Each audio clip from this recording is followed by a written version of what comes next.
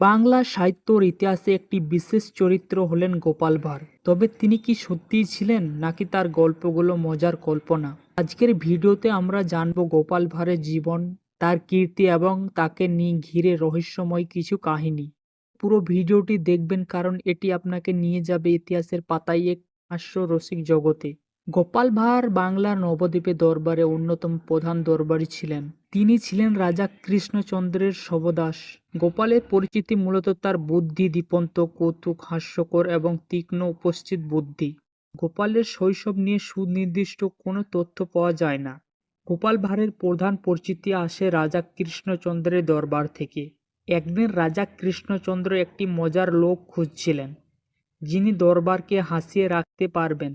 সেই সময় গোপালের নাম উঠে আসে। দরবারে প্রথম দিনেই গোপাল তার উপস্থিতি বুদ্ধি দিয়ে রাজাকে মুগ্ধ করেন। রাজা তাকে বলেছিলেন, গোপাল, তুমি যদি একদিন আমাকে না হাসাও, তাহলে তোমার চাকরি যাবে।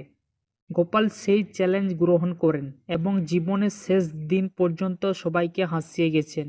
গোপাল ভাঁড়ের গল্প বলতে গেলে কয়েকটি বিখ্যাত গল্প না বললেই নয়। গোপাল ভাঁড়ের জীবন নিয়ে সত্যতা নিয়ে নানা মত আছে। অনেক ঐতিহাসিক মনে করেন তিনি প্রকৃতপক্ষে একজন বাস্তব ব্যক্তি ছিলেন, আবার অনেকেই বলেন তিনি শুধুই লোক কাহিনীর একটি অংশ। তবে তার গল্পগুলো আমাদের মজার বিভিন্ন দিকের প্রতিফলন। তাই গোপালের জীবন বাস্তবতা যাই হোক না কেন, তিনি বাংলার সংস্কৃতির একটি অবিচ্ছেদ্য অংশ। গোপাল ভাঁড়ের গল্পগুলো শুধু মজার নয়, এগুলো থেকে নানা রকম শিক্ষা পাওয়া যায়। তার গল্পগুলো আমাদের শেখায় কিভাবে বুদ্ধি ও রসবোধ নিয়ে কঠিন সমস্যার সমাধান করা যায়। তিনি দেখিয়েছেন হাস্যকর শুধু বিনোদন নয়, এটি সমাজ বিতর্তনের হাতিয়ারও হতে পারে।